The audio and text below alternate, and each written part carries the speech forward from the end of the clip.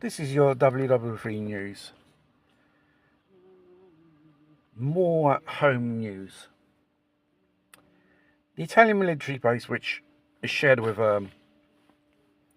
American NATO facilities, Signoria in Italy, was put on a high alert, which is called Alpha Plus.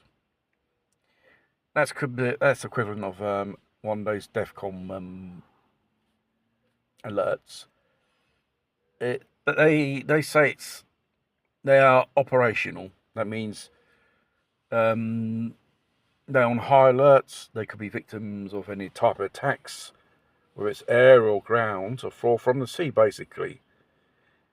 I think this coincides with all the NATO assets are moving towards Polonia, and was it a few days ago, the incursion of Russian drones, or about 19 headed into Polish airspace between Italians and English and French planes present there were scrambled and they shot them down. And you got the Russians and Belarusia doing their military exercises, which is a nuclear simulation attack maneuvers with armed nuclear weapons.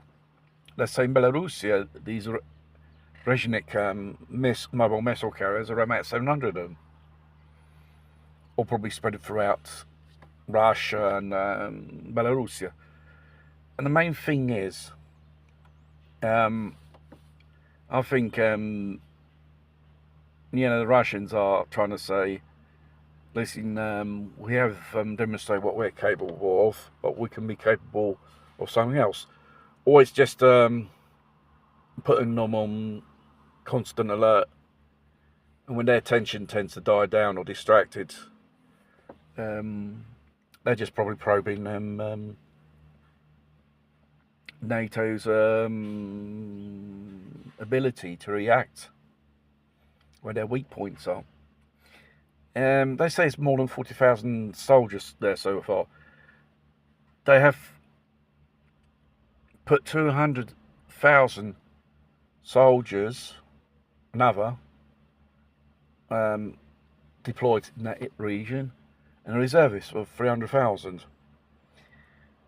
This is not quantity of soldiers, whether it's from other NATO countries or just from one country, is a hell of a lot concentrated in one area. This looks like it's some type of invasion force of some type.